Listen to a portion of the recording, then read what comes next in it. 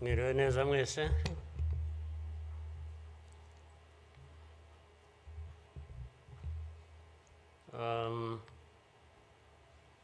Ngira ngo biroroshye wenda kugira aho mpera.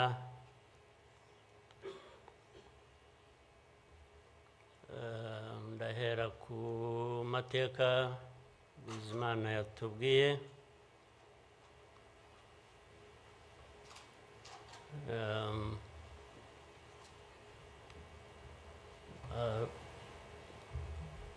Arambuye afite ibimenyetso ashingiyeho,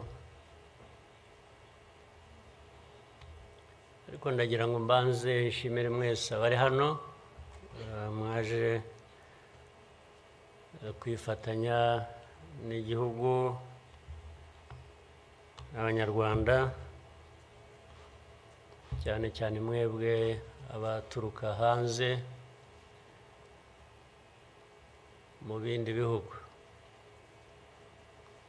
cyangwa abihagarariye hano mu gihugu cyacu.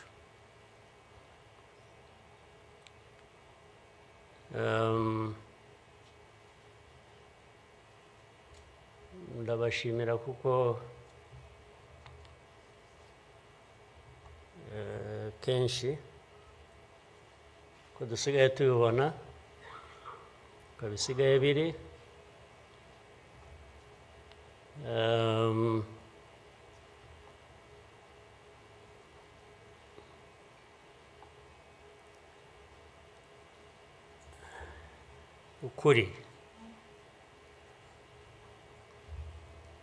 ukuri ntabwo kukigenderwaho.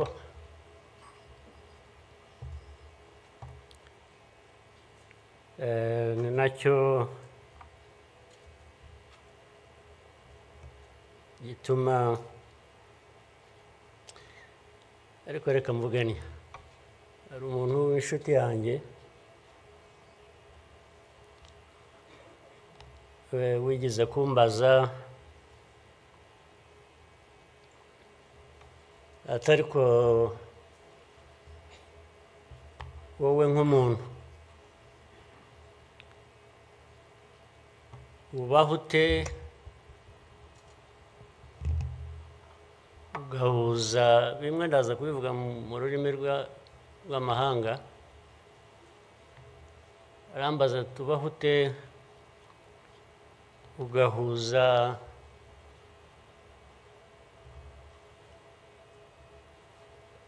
the dark past and the cruel present.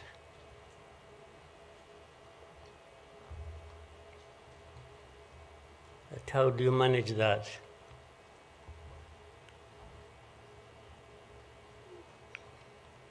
Ariko uko nabyumvaga ntabwo ari igihe yabazaga gusa, yabazaga u Rwanda. Bavuga ngo u Rwanda mubaho muti, with a very dark past and a very cruel present.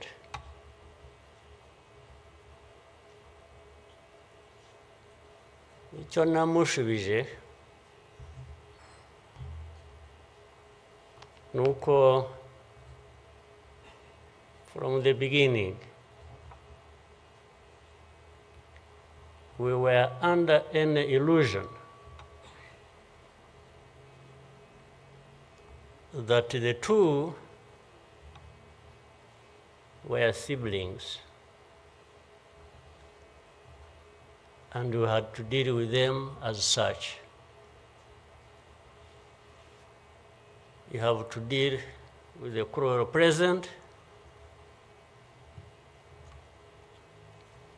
knowing that it is very, very much related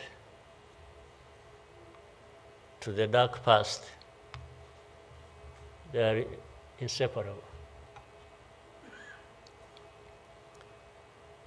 So for us, we have a choice to make.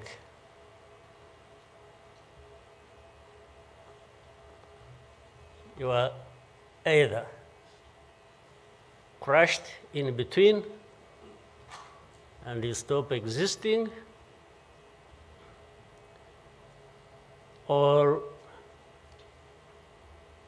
you stand up and fight.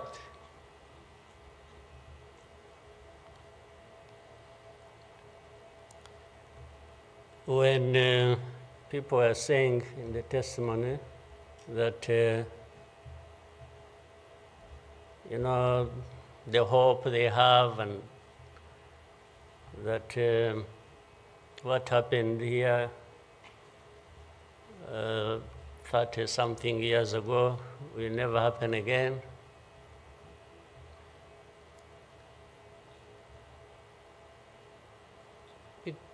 It won't be because of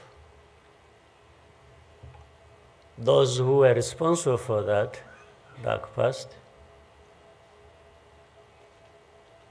Will not try again, or are not even trying now again. It will not happen again just because there will be people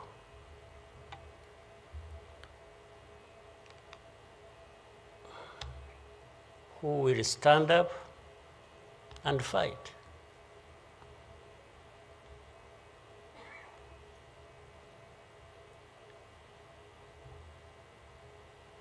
It's not because there are fewer people who wish to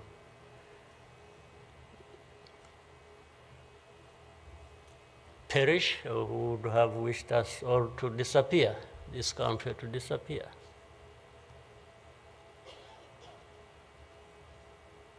But how can people accept that? How can people not stand up and fight? Because anyway, well, there is a risk you may die when you stand up to fight. But if you don't, it's a sure thing you are going to die.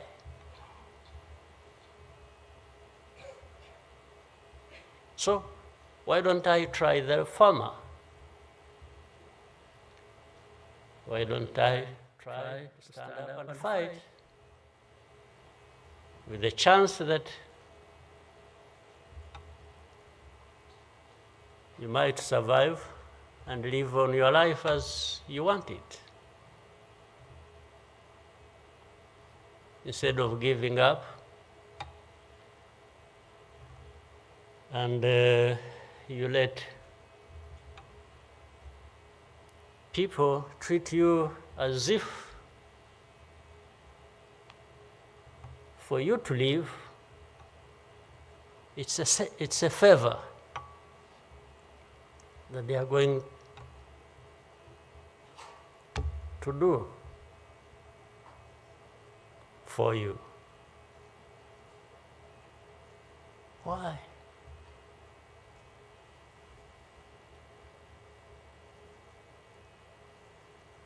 I've also had people come to me and warn me and say, President, you are too vocal. You say things that challenge these people who have the power in their hands, and they're going to kill you.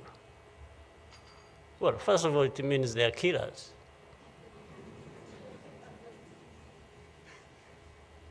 But my answer to them is, you know what? If I were to be there to just accept these things to happen, I don't think I would count myself as living anyway. It's like I would already be dead. To live a life of lies, of pretense,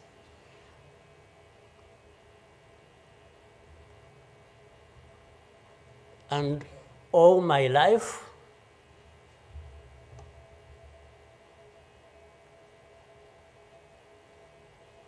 to somebody else, I would be dead anyway. So why don't I die fighting?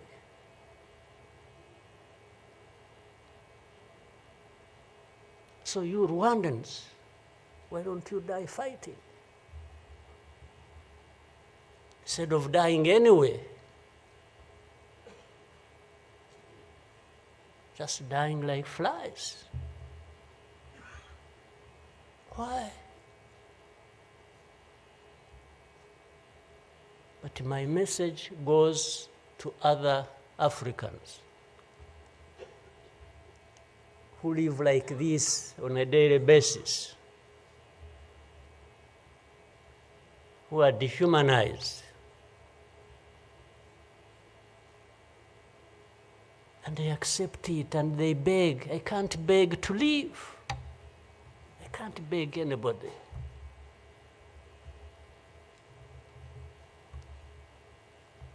We will fight. If I lose, I lose. But there is a chance. There is a chance, a significant chance, that if you stand up and fight,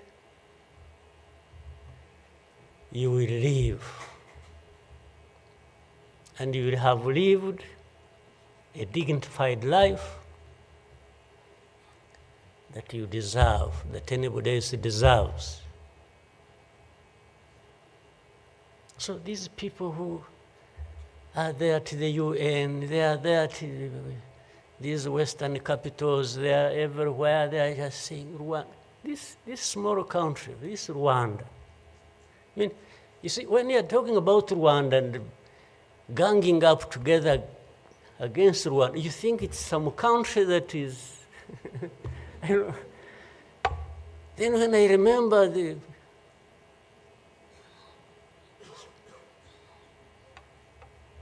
facts about it, I just imagine the world has gone amok.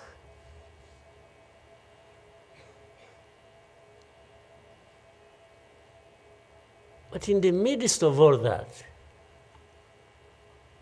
we have to live. We have to live our lives, we have to fight for that, we have to live the way we want. And I tell anybody to his face to go to hell.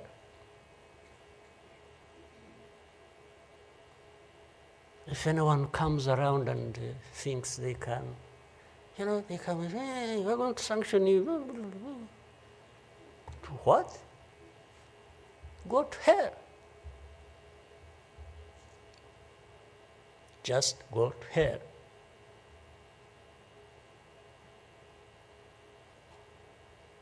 You have your own issues to deal with. Go and deal with your own issues. Leave me to mine. This is the spirit, I think, Rwandans must have in their daily lives. So my worry is not about how powerful these people are that come down upon us and throw anything at us. I'm never worried about that. I worry about one thing, which has lived on for centuries. It's for Rwandans. It's for Africans who sit back and find nothing wrong with accepting to be treated like that. That's my only worry. When can Rwandans, when can Africans refuse to be mistreated like this? To be told they have no value, to be told that their lives have to be lived as a result of a favor they are being done by somebody else. What a shame for people to accept that even for a moment. You must not accept it. You must get up and fight for yourself.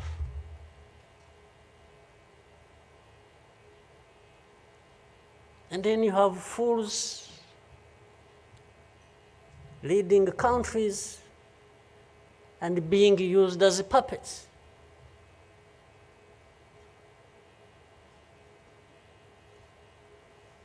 And they are stealing from their own resources, which they should be putting to the good use of their own people and develop them. They just put everything to their own use, find billionaires in a sea of poverty, millions of people going hungry, and their leaders, billionaires, money that has been stolen from the resources of these people, and these are the ones received in Western capitals and praised, and when, Rwanda is being crucified literally at the UN, everywhere, these are the ones who show up and everybody is doing their bidding.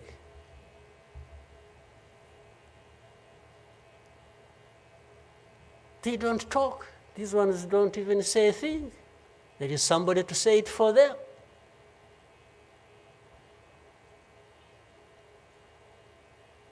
You don't say a thing.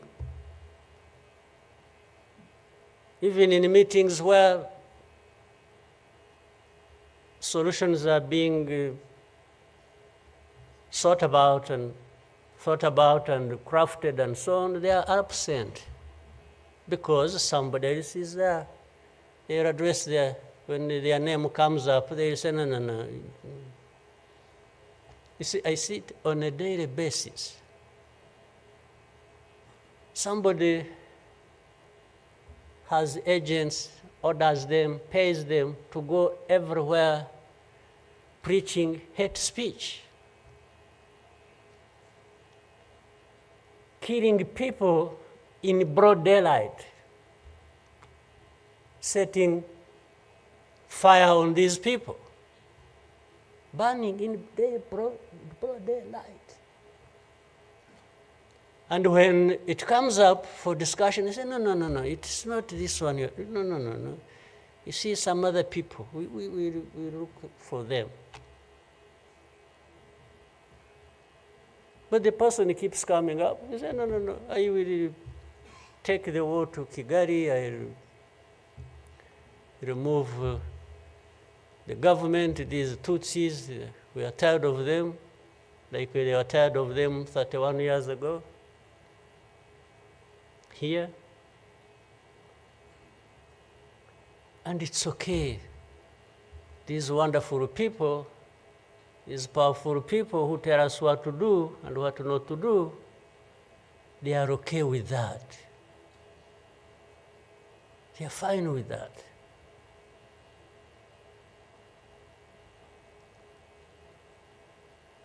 And they expect us to accept it also ourselves.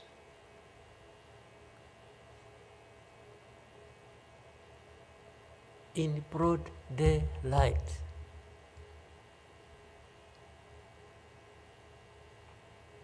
Hate speech, killings of people for their identity, uprooting them from their homes, and most of them are refugees here in this country.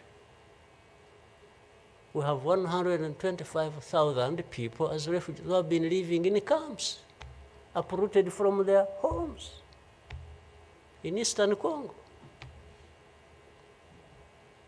And then these powerful, good people come here and pick 1, 2, 3, another day 5, if there are many, to go and settle them in those beautiful countries of theirs.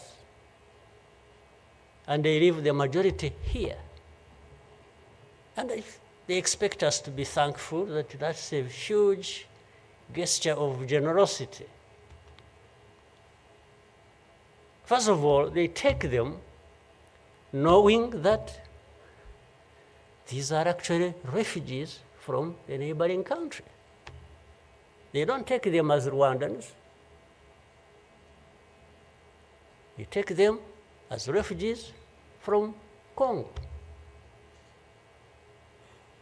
Only that they are taking very few. They are not, I wish they could take all of them. Those who wish to go and resettle them. So the rest becomes my problem. So what they have to do is cleanse Eastern Congo of all these people, bring them to Rwanda, take to your countries those you want, few, very few, not even 0.1%, and the rest should remain Rwanda's problem. Because after all, these ones are Tutsis like Kagame. That's a simple conclusion. But ask yourselves, how did these people end up being across the border of Rwanda? Was it really done by Kagame? Was it done by Rwanda? No, for us, we are here lucky that we are alive, that we survived.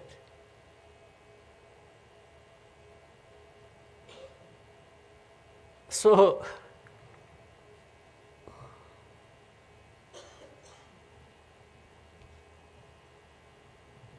but as I say this,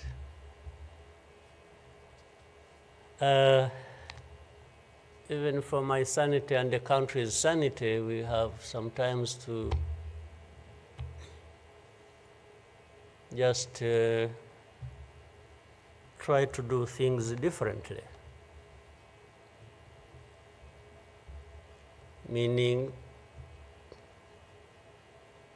if you want to be helpful, if you want us to be partners, we are happy to play our part, and you can be sure you will find a reliable partner in us, irrespective of what we think about you.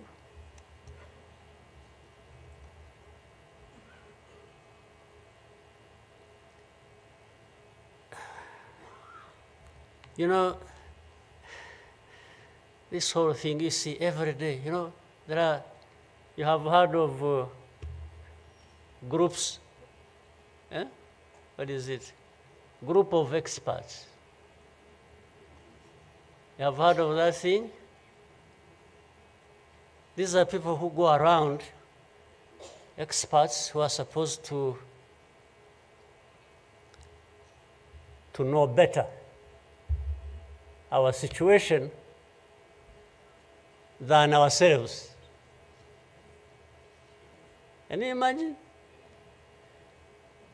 And the ones who lead those groups are the very people connected with this history I'm talking about, or that Bizimana was talking about. Can you imagine the cynicism?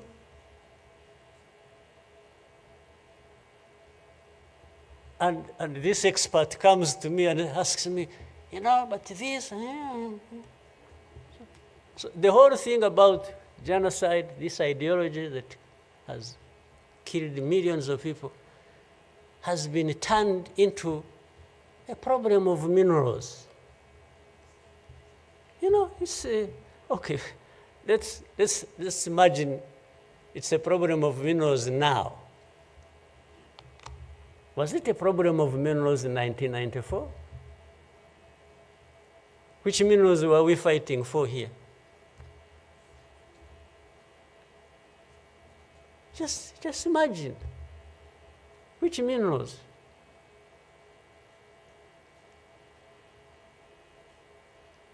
Second, if it were to be minerals, how many are actually fighting for these minerals in those places, assuming you found evidence about Rwanda being implicated in what's happening in Congo for minerals in Eastern Congo? Are you really saying it is just Rwanda? Why don't you be brave enough to say Rwanda is invading our territory we have created for ourselves and is encroaching on the minerals we are also encroaching on in Eastern Congo? Why don't you be brave enough to admit that? At least to say that.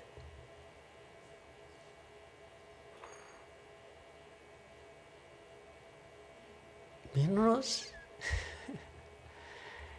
If what is the allegations,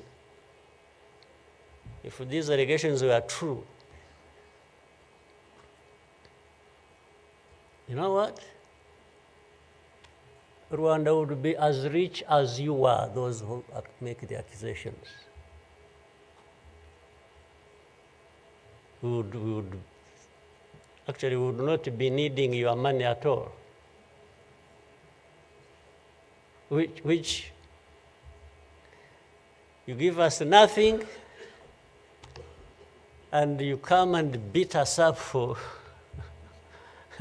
for everything. I mean, yeah, that is the world between the dark past and the cruel present.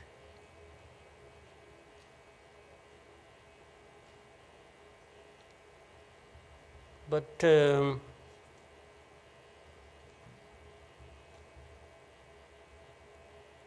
what didn't kill us and finish us 21 years ago has hardened us, has prepared us for the bad things that will always come anytime these people want and wish. Honestly, I want to assure you, we will not die not fighting like last time. And fighting does not involve invading anybody's territory, does not involve going after something that is not ours. Fighting, I mean, is if you find us here and want to treat us the way you want that you have seen in the past, I just want to assure you, you will not succeed. You will not succeed. I think I beg all these Rwandans, we should be itching for a fight with anybody who wants to come here and turn things upside down. And I think there are many who are ready to join for that. But for our friends, our partners, please,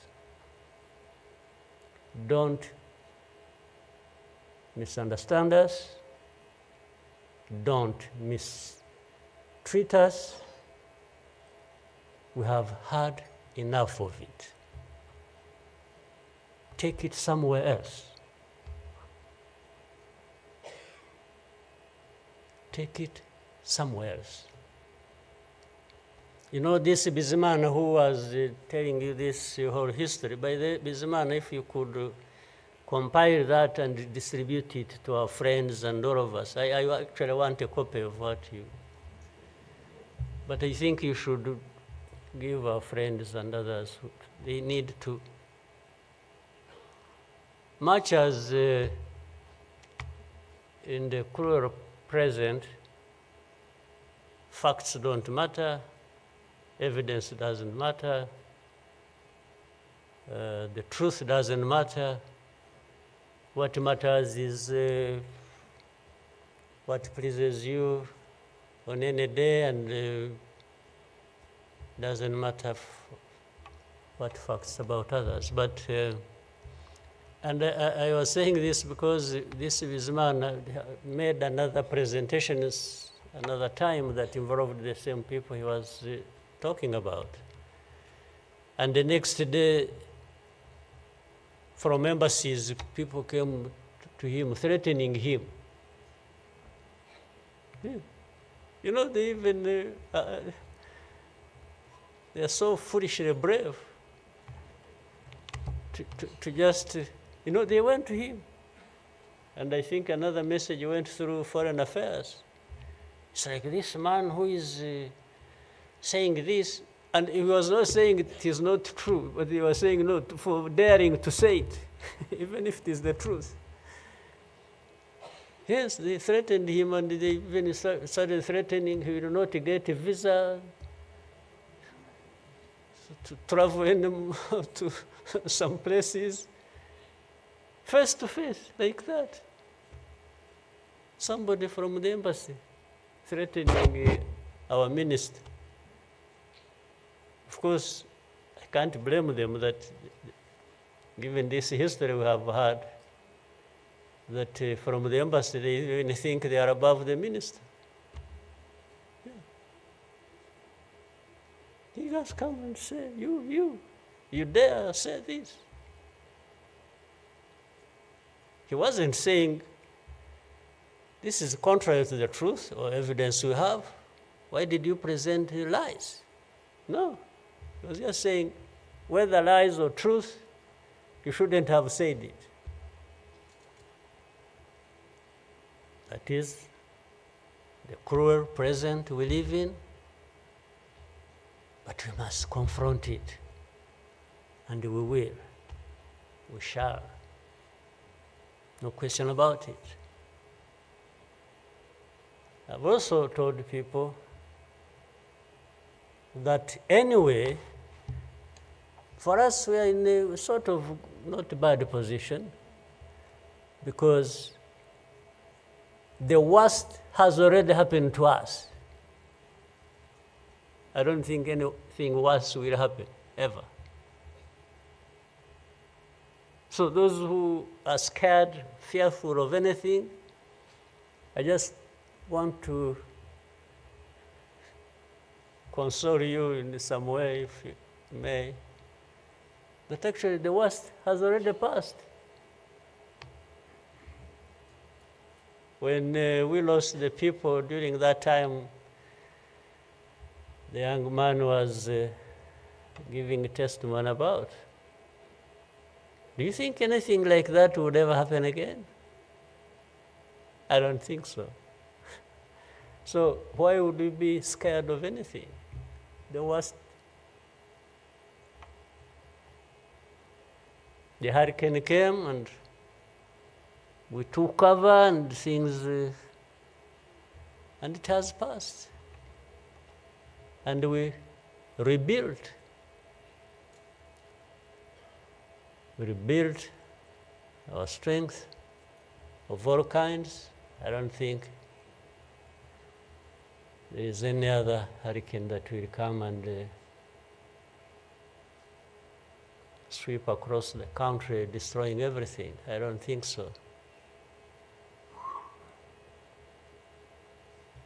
So And this day always reminds us of some of the things that I ignored and the facts that remember the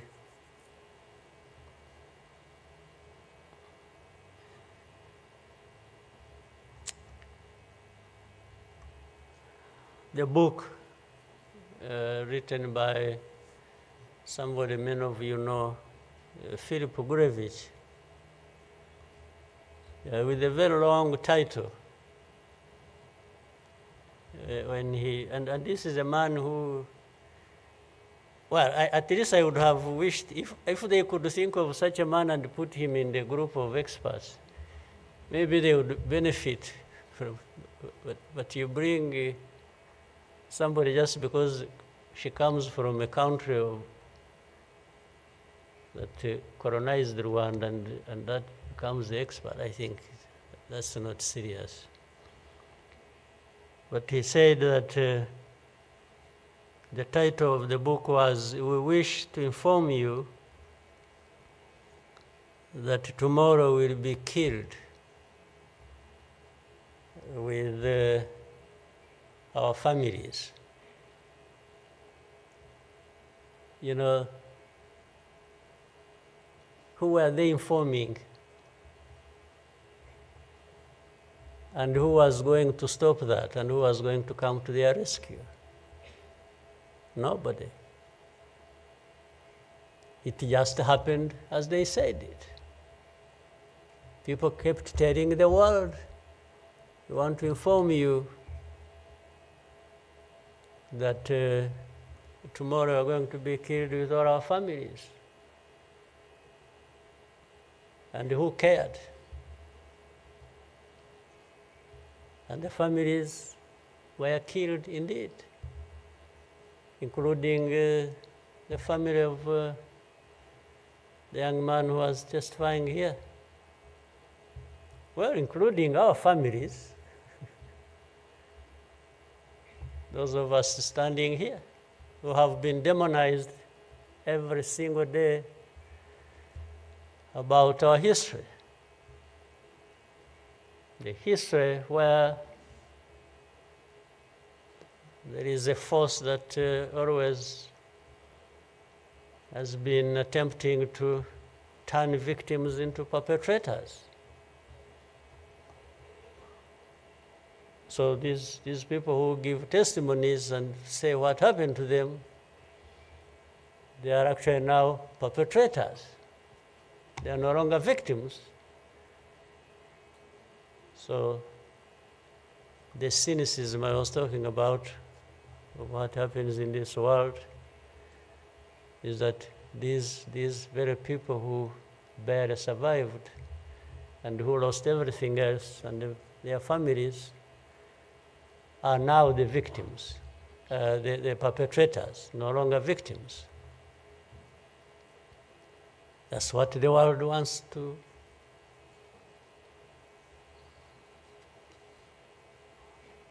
create about us.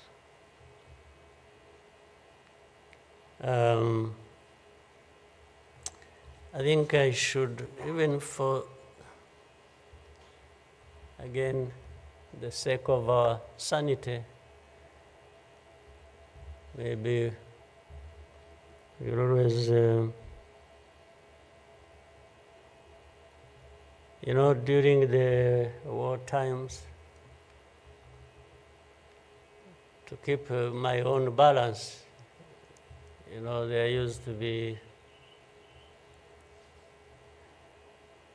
battles taking place across the country, militias killing people, RPA soldiers fighting government forces. Sometimes in our movements, we would, one of the commanders would come to me and say, "President, you come and see what has happened here." I went there once and saw a mass grave that they had just dug with caterpillars and been, I think they had put in over 2,000 people. And from that lot, we found 12 people are still breathing. And we got them out. I was told the other day of the 12, I think they lived for some time, and then now they are remaining 7 out of 12. I kept following the story. 7 are still alive. I think 5 died of... But from that moment, I told the commanders that they should never bring my attention to this kind of thing. They should just handle it, and we agreed how they would be handling it. But I should never, I don't even need to be informed or, and the reason was simple. And unfortunately, such a moment of remembrance sort of takes you back into that. But the reason was I didn't want my judgment and my conduct of the war and the leadership I was supposed to be providing to be impaired in any way by the anger, by what you saw. So that's why I wanted to keep my own balance so that we go through so many things. But otherwise, if I kept seeing this, putting people out of a mass grave, and then your mind goes to say, but who is this doing? Whoever is doing this, why is he doing it? He may end up... so anyway, let me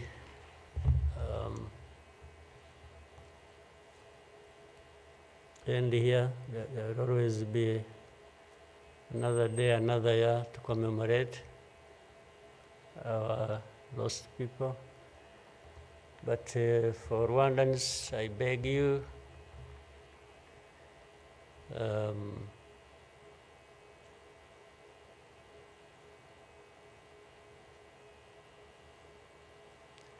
don't you owe your life to anybody else. And please have the courage